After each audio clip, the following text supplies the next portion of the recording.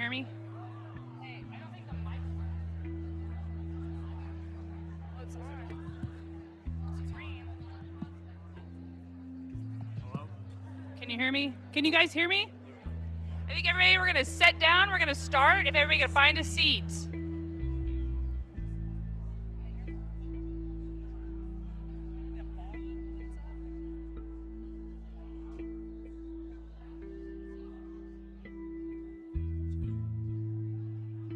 Can everybody hear me?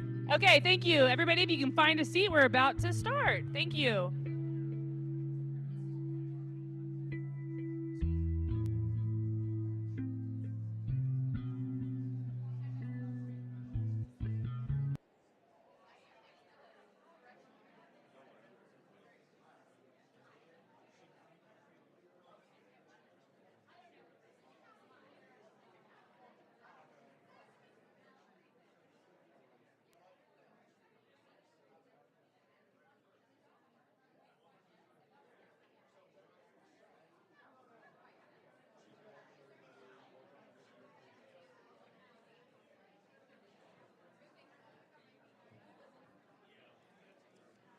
Good afternoon, everyone. Is that too loud? Can you hear in the back? Thank you guys for coming this afternoon, and I'm going to welcome our Commissioner for the Department of Mental Health and Substance Abuse Services to the stage, Commissioner Friesen.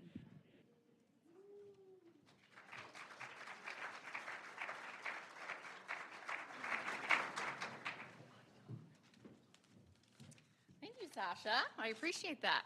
This is a packed house. Hi, everybody. Thank you. It was like an AA meeting. I appreciate that. So I am really thrilled to be here, and as Sasha said, I'm Allie Friesen. I am the Commissioner of the Department of Mental Health and Substance Abuse Services, and I'm honored to be here today. Before I dig into the amazing reason why we're all gathered here, I'd like to ask you to stand as we sing our national anthem that I will not be singing.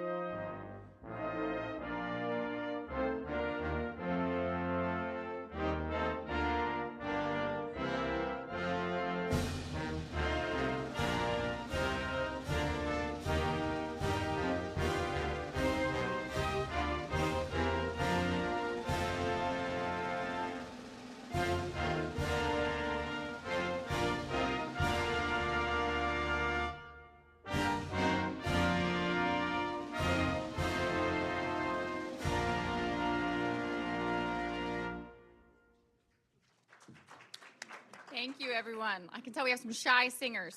It's okay. We'll try again in church on Sunday. All right, so yes, as I said, I have been the commissioner for a total of a little over a month.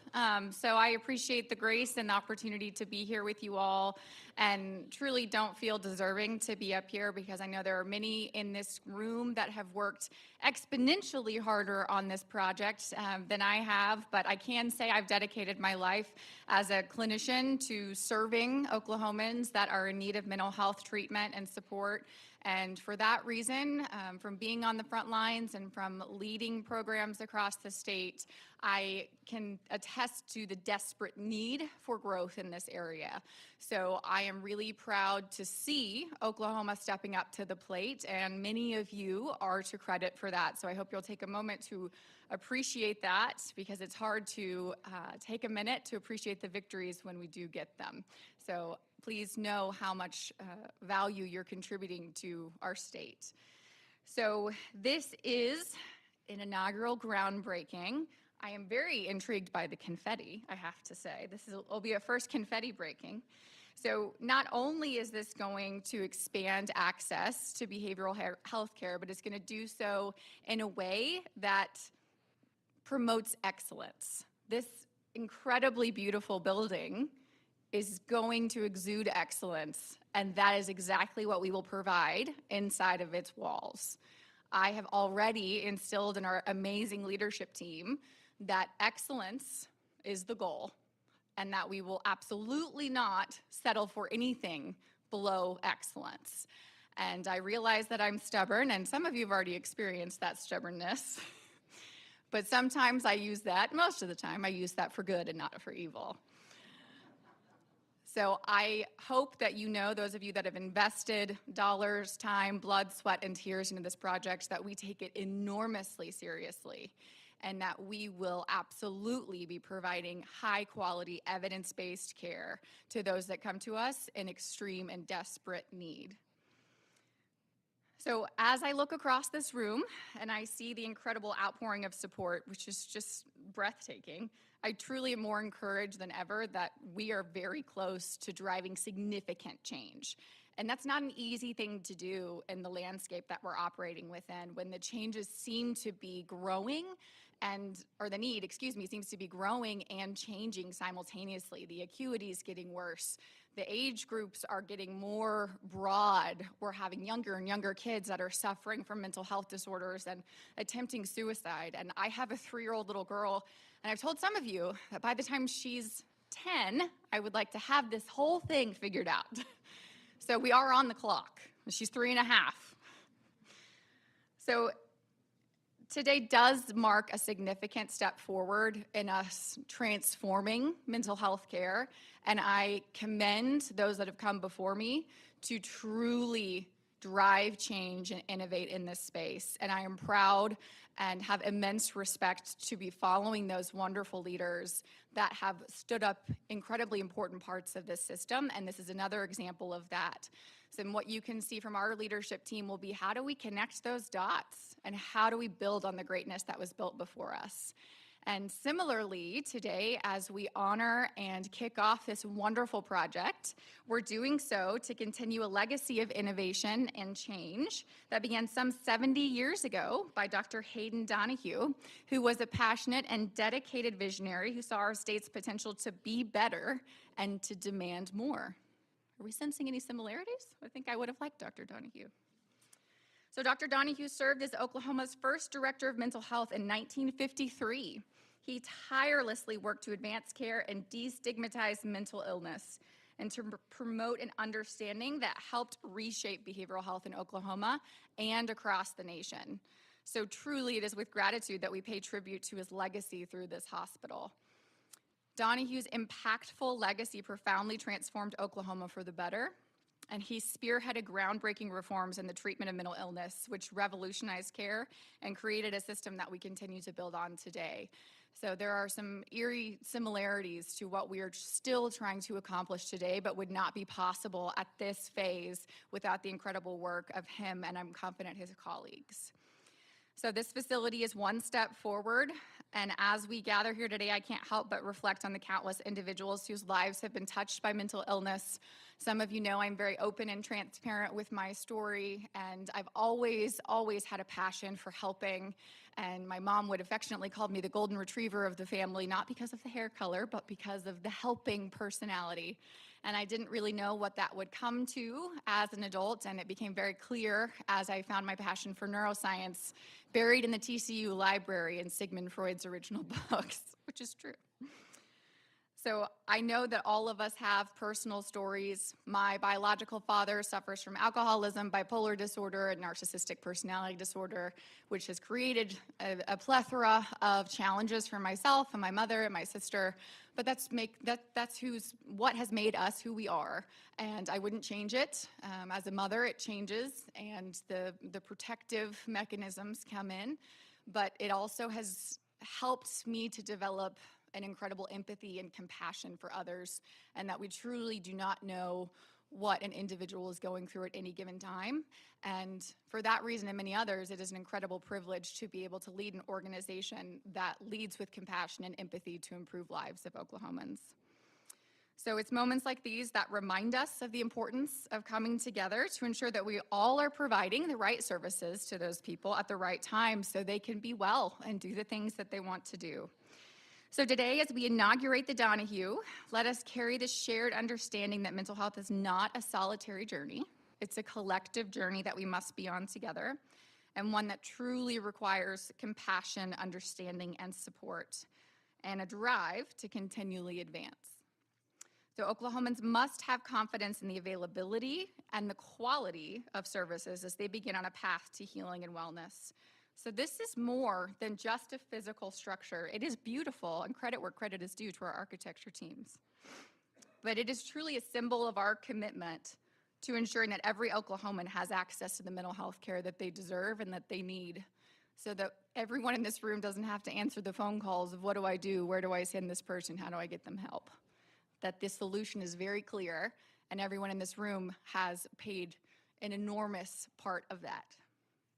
So the Donahue stands as a testament to our collective dedication to set a new standard for transformative, coordinated, and compassionate care. So as we celebrate the opening of this facility, it's important to acknowledge the generous support from our partners, because we could not do this alone. The State of Oklahoma, the E.L. and Thelma Gaylord Foundation, Oklahoma State University, the City of Oklahoma City, Oklahoma County, Inasmuch Foundation, Oklahoma City Community Foundation, Kirkpatrick Family Fund, Blue Cross Blue Shield Oklahoma, and Arnall Family Foundation. With our partners and supporters, we will ensure that every person in Oklahoma has access to care and the support that they need. In the words of Dr. Hayden Donahue, together, we can create a world where every person feels seen, heard, and supported. At this time, I would like to introduce Kyle Ray.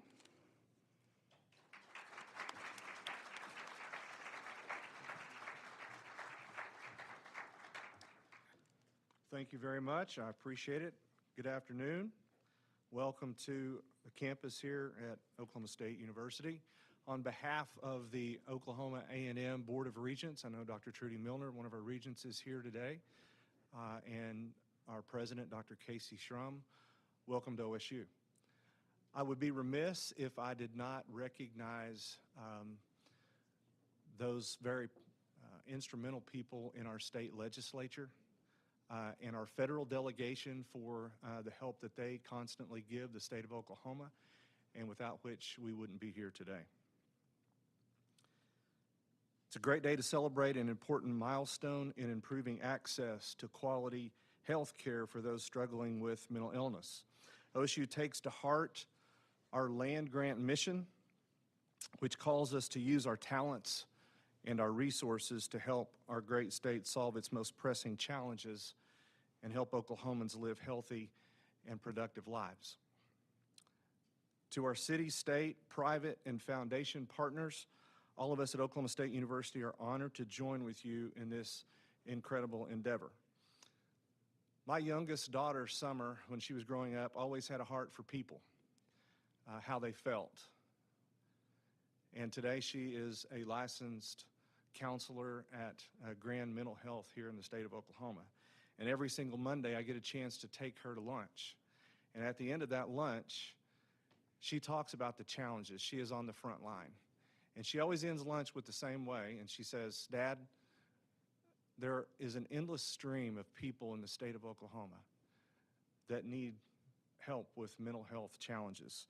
And I'm here to say that today, this facility will certainly address those challenges for thousands of Oklahomans. Last spring, we also celebrated the groundbreaking of the new Oklahoma Psychiatric Care Center in downtown Tulsa, adjacent to the OSU Medical Center.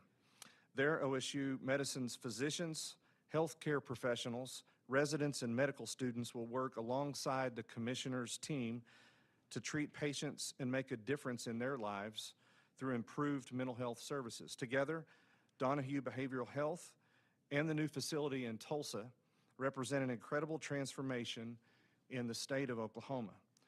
When these two facilities are completed, they will catapult Oklahoma into the national spotlight for the way we are addressing and meeting the health care needs of our citizens.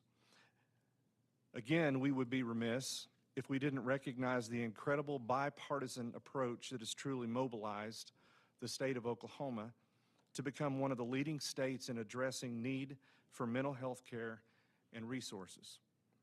Again, OSU is proud to play a part in what is truly transformational progress for the state of Oklahoma. And today is a celebration of what can be accomplished when we work together to make great states even greater. I was intrigued by the story of a young lady who is a journalism student at Northwestern University a few years ago. Her professor came to the class and said, "I've got a tough assignment for you. It's very broad. We want you to go into Chicago, and we want you to take a camera that records, and we want you to ask people, what are the biggest problems facing America today?" And so the young lady goes out and she begins to ask these questions, and not only can she not get an answer, she can hardly get people to talk to her. And so she's almost in tears and calls the professor back and says, "I'm having a very difficult time. I can't even get people to talk to me." And he says, "Well, give it one more try." And so she walked across the street, and the first man she saw, she walked up to, and she said, "Sir, can I interrupt you for just a second and ask you a question? I'm doing a class project at Northwestern. Sir, what do you think the two biggest problems are that face America today?" And he said, "Look, I don't know, and I don't care." And she said, "You got them both right." Because of all the partnerships in this room today, we're able to look at the state of Oklahoma and say that we know and that we care. At this time, I want to invite Oklahoma City Mayor David Holt to the podium. I want to thank him for his partnership in this tremendous effort, and go Pokes.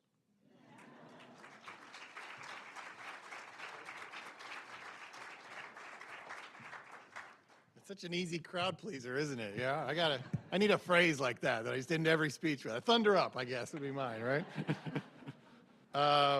Well, thank you so much for having me here today, and this is obviously a very exciting occasion, overshadowed only by the ribbon cutting that we will soon celebrate. But you know, I think this really represents a bit of a 180, I think, in the way that many of us think about investing the precious tax dollars that we administer. For example, in Oklahoma City, for the first 130 years of our city's history, we never put anything into mental health services at the city level. But when we were developing MAPS 4 in 2018 and 2019, we asked our residents and we asked them quite systematically. You know, we put out surveys. We created mechanisms for them to tell us what they wanted to see in MAPS 4. And I think to a lot of people's surprise, one of the top 4 things, and I'll always remember this, was mental health. And you remember, this is an initiative that to this point had built arenas and stadiums, you know. But people's, you know, priorities were just in a different place in 2018 and 2019. And obviously they still are, and this is where they need to be right now for all the reasons that you've heard already. So in MAPS 4, we did include, you know, multiple mental health crisis centers. We're continuing to work on implementing that. We're working with the State Department in this regards. And we're really, you know, excited at the potential, and we're really proud to be a contributor now. And then along came this project.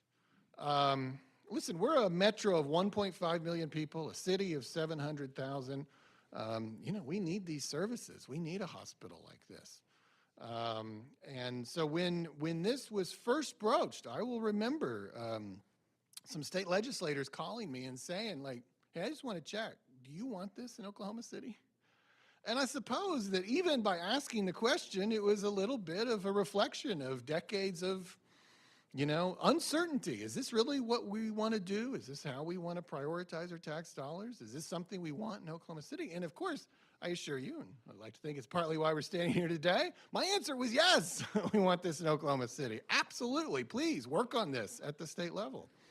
And so when it was our opportunity to chip in a little, we had some ARPA dollars, and we were directly asked if we can contribute $1 million to this project. Of course, we were happy to do that. And believe me, a lot of people asked for ARPA dollars. I'm sure Roger Thompson and others here can speak to similar experiences. But you know, that was an easy yes.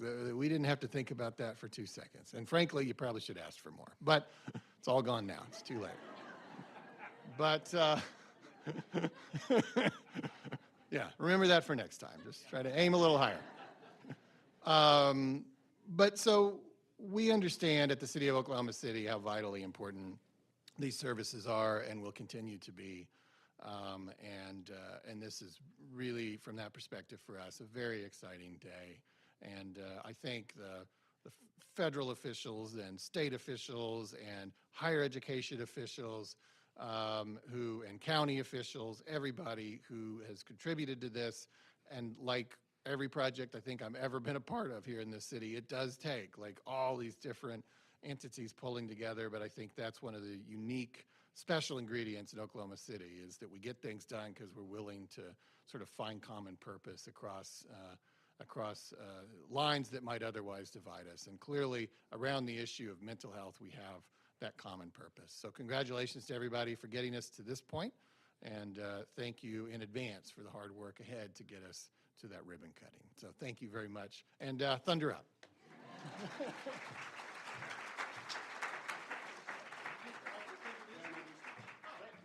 Allow me. I think the first time I met Roger was in my living room. He was running for the state senate, and he has far exceeded my expectations from that visit. He has turned out to be one of really kind of the most impactful and influential state senators in the state's history. He is, really taken on some really important issues. And what I think I most admire about him, not just his sort of mastery of detail and being willing to dive in, to these complex state issues, but his willingness to embrace new concepts, new ideas. I mean, this is a perfect example, and I could rattle down a list of things that might have been outside of his predecessor's comfort zones, but he has been willing to innovate and willing to allow the state of Oklahoma to be maybe a little more dynamic than it had been historically. So with that, I hope that's a good enough introduction. I'll make apologies on his behalf for his attire here at OSU, at OKC, so he doesn't have to. But please welcome to the stage Senator Roger Thompson.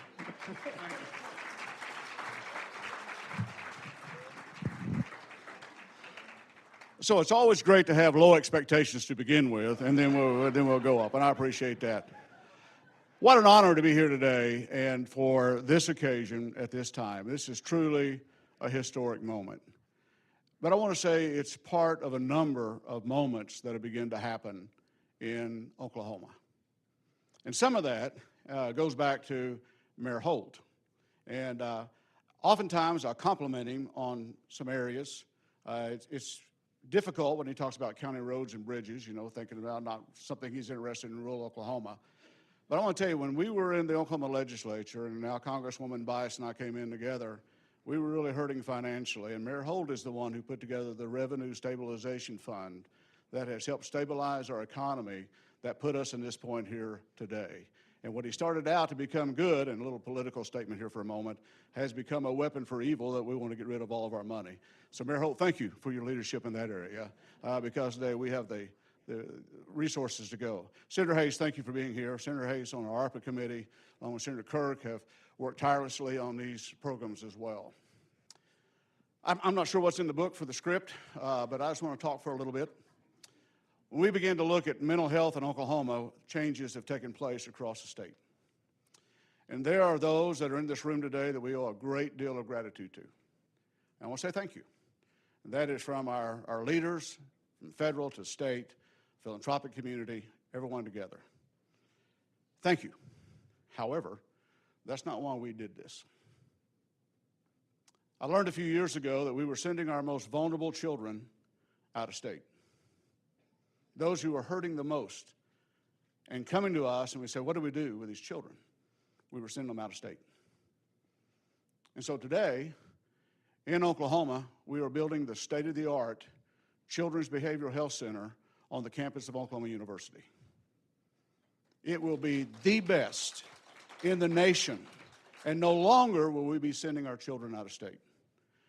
We dedicated and cut the ribbon to the Behavioral Health Emergency Room just a few weeks ago because the children in our state were hurting, and today they have a place to go. We begin to look at where mental health has been in this state for a number of years, and it's been a talking point. It's been something that maybe we talk about, but we don't want to see. We don't want to feel. The commissioner talked about how beautiful the building is, and I agree it's going to be a great building. But a building is only a building unless it's filled with something that makes a difference in our state.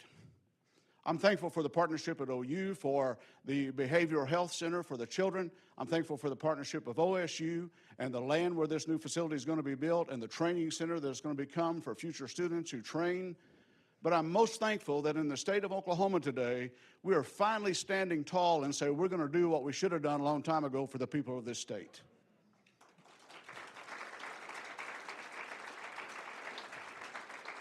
We hear a lot today about DEI, and Mayor Holt and Congresswoman Bice know that I don't shy away from many subjects, not shying away from this one. When we talk about DEI, it reminds me of a guy that I've heard a number of times talk, and many times we don't really know the definitions. We may know we're against something or we're for something based on the politicalness of it. I've actually tried to define what DEI really is. I've read all the press releases. I've read some of the laws that people try to pass. But I want to talk for a few minutes about DEI. Diversity. What has made America great is our diversity. What makes this room special today is our diversity. What makes our state great is our diversity. When I talk about equality, there's a document somewhere where it says that all men are created equal. I've read that somewhere. But not all men get to lead equal lives. Not all women get to lead equal lives. And especially those who struggle with illnesses. And when I talk about inclusion, my mama told me you play with all the kids on the block. And for generations, we've not been playing with all the kids on the block. We've wanted to look good, we've wanted to sound good, and we've wanted to put those with the greatest needs in a third world facility that says, you don't matter to us. And today, in Oklahoma, we're standing tall and we're saying, you matter to us. You matter to us. We want you to have the same quality of life we have. We want you to have the same medical care that we have. And from this day forward in Oklahoma, mental health will be at the forefront of everything that we say and do because we love the people of Oklahoma, and we'll show our love by what we do and no longer by what we say.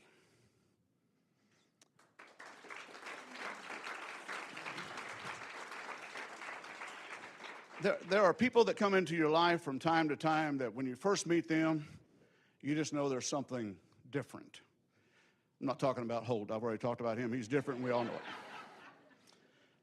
Stephanie Bice and I came into the state Senate together. And I met a young woman at that particular time that we definitely bonded. We talked to each other. We shared life with each other. But she was a person that had a passion for people, but a backbone to make a difference. She made a difference for 6 years in the Oklahoma State Senate. She looked at me one day and sat behind me on the Senate floor, and she said, you know, this could be the last day that I sit at this desk. I have regretted that. Oklahoma lost a good state senator, but I'm telling you, the United States of America gained a great, great congresswoman. And it's my pleasure to introduce to you my friend, Congresswoman Stephanie Bice.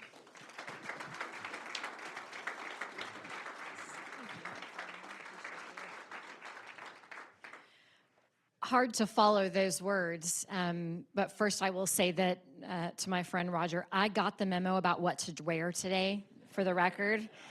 Well, thank you for allowing me the opportunity to be with you all this afternoon, and it's a great occasion to celebrate this groundbreaking, or as Roger mentioned, it's interesting to have a groundbreaking on the third floor. This will be fun. But first, let me say this. It's been obvious for many years, as Roger said, that we've needed help when it comes to mental health. And it was evident to me right after COVID sort of started to wind down, because one of my own family members began to struggle, had a hard time reintegrating with friends. And I said, well, we need to figure out what we can do to sort of rectify this. So I started making calls. And I found a counselor who had the availability to see this family member, but it was an 8-week lead time. Now, I am at the time was just been elected to Congress. I have great insurance, I have resources, and my child wasn't in crisis. But I remember thinking to myself, if my daughter was in crisis, how would I handle these situations? What would I do? And so it was that moment where I recognized we have to figure out how we're going to address mental health in this country. And there are 2 pieces of that, I think, that we need to be looking at. The first is the facility, and that's why we're here to celebrate today. We don't have enough facilities to be able to help people get back on their feet. And so this institution is going to be one that is stepping up to the plate, providing those services that are so incredibly crucial. The second piece of it is workforce. And on the federal level, I am doing what I can to try to figure out how can we encourage or incentivize individuals to go into the mental health space, because you can't wait weeks to be able to get the help that you need when you are in crisis. So these 2 pieces of the puzzle are important, and we are addressing them in different ways, which I'm incredibly thankful for. And it's thanks to my colleagues and former colleagues that we're able to make this happen. The collaboration with the Oklahoma State Mental Health and Substance Abuse Services and my proud alma mater, Oklahoma State, is of vital importance. Nearly 1 in 4 adults and 1 in 3 adults 18 to 25 have had mental illness in the last year alone. And these conditions show signs and symptoms before the age of 14 in nearly half of those individuals. And by age 25, nearly 75%. Nearly half of all adults with mental health needs are living without any treatment, and the percentage of youth who have received treatment for major depression has remained at roughly 40% over the last 6 years. That is an unbelievable stat. So I'm so excited to say that this new facility will treat adolescents and adults to be able to help those that are struggling. The Donahue Behavioral Health Facility is another critical step in addressing the mental health needs of our community and throughout Oklahoma. This is an investment that will continue to expand on the One Health goals of Oklahoma State, which seek to increase the quality of research and care through all fields of medicine. Mental health challenges, as many of you know, are incredibly difficult. But if we continue to work together, we can ensure that Oklahomans have the necessary resources they need for years to come. I want to say thank you to Oklahoma State University and certainly to the Oklahoma Department of Mental Health and Human Services for their work and dedication in establishing this new clinic. Thank you, and go Pokes.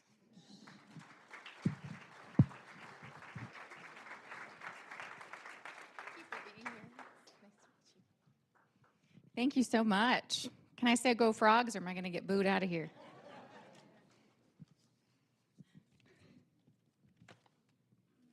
It's really tough following Senator Thompson on anything.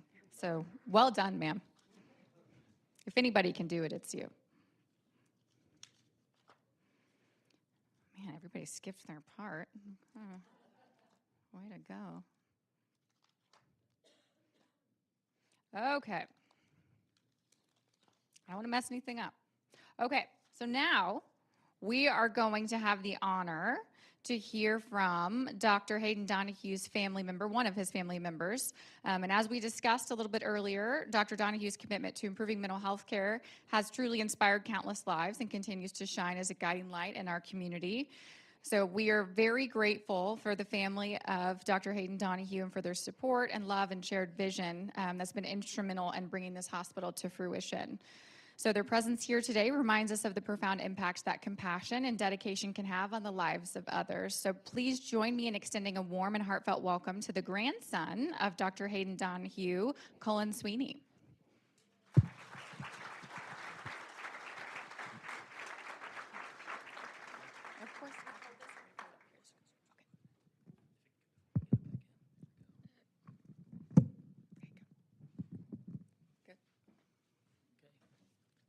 Thank you, Commissioner. I didn't know we had a script, so I just have my tattered legal pads. But good afternoon. I guess since we're on OSU grounds, I'll note that Hayden Donahue had 3 daughters, and 2 of them went to OSU and 1 went to OU, but there's no such thing as a perfect family. So on behalf of the Donahue family, I wish to express my profound thanks for this tribute to my grandfather, Dr. Hayden H. Donahue. My grandfather was my first role model, and he's remained my lifelong hero. Among many other things, he taught me the importance of humility, because Hayden Donahue came from very humble origins himself. He was born the son of a coal miner only 5 years after Oklahoma became a state.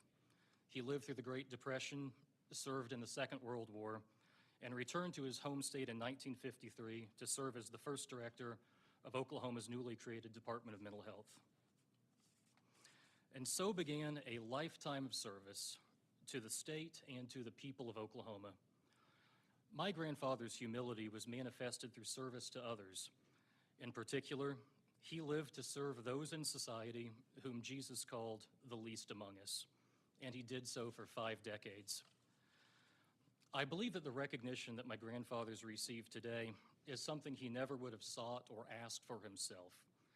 In his own lifetime, his reward came from knowing that his efforts had helped ease the pain of countless Oklahomans in need of help that for so long was simply unavailable.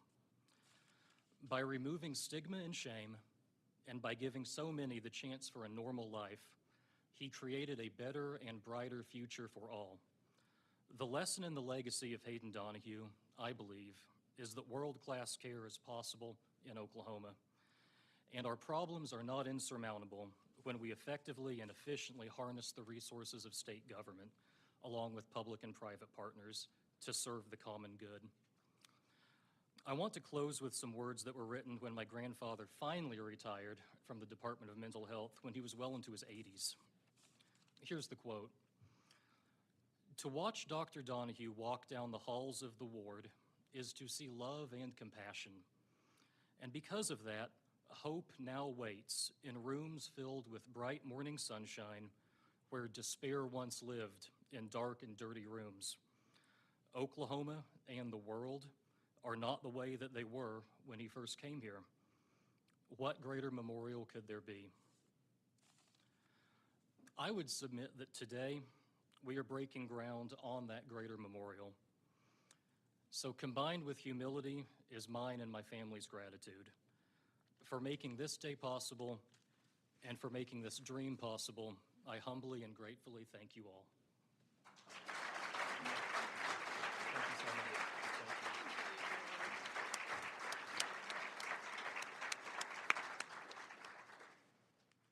Wow, that's a magnificent legacy. And as a clinician, I'm no Dr. Donahue, but my goodness, you feel the weight of those that are suffering when you walk into those rooms and there's so much desperation and need for someone to care. And I'm very grateful that you all are here and that we can honor him in this way, as it takes a lot of skill and a lot of God-given talent to provide that warmth and hope to people. So thank you. Let's give another round of applause for them, please.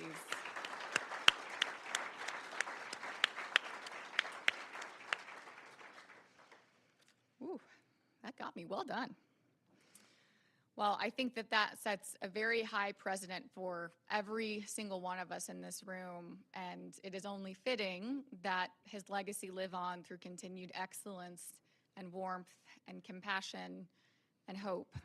And as long as I have the privilege of being in this role, I can guarantee you that I will see that happens. Thank you. So our agency makes enormous efforts to partner with local schools, businesses, advocacy boards, marginalized groups, law enforcement and faith-based groups, and the Donahue is going to amplify all of these efforts that have been put into place decades before today. So not only will we strive for excellence, but we can't achieve that excellence without these continued partnerships.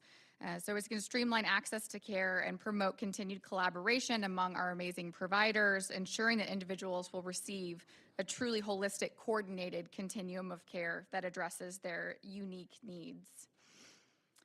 So finally, but perhaps most importantly, this hospital represents a shift in how we approach mental health and substance abuse care in our state. And I think every person that's come up to this podium has sung a similar song, that this is a truly monumental occasion. So rather than treating these issues individually, the Donahue recognizes the interconnected nature of mental health and substance abuse and seeks to address the underlying factors that contribute to the challenges. So I am extremely grateful for everyone that has contributed to this project and the commitment that has taken place from each and every one of you. I do see a handful of our elected officials that have poured blood, sweat, tears, and sacrificed moments with their families to make sure that this happens. I see Senator Thompson, Representative Boatman, you snuck in, I didn't see you. Senator Hayes, Senator Kurt, Representative Hefner, and we have some other wonderful dignitaries with us today, OSU Regent Dr. Trudy Miller, and we have OSU Chief of Staff and Senior VP Jerome Loffridge with a great orange tie, DA Vicky Behenna, Oklahoma County Commissioners, we have board members, and our amazing leadership team from the Oklahoma Department of Mental Health and Substance Abuse Services, and all of our represented CCBHC partners. And I'm so enormously grateful to have the privilege to work alongside each of you. And I am hopeful that we will be gathered again together to celebrate not only a ribbon cutting, but a momentous occasion as we move forward of the outcomes that we have achieved together and the impact that we're having on our community. So it's an honor to be a public servant with each of you. And I'm going to ask that before we end the ceremony, our speakers come join me to grab a shovel turn to symbolize the beginning of this new chapter.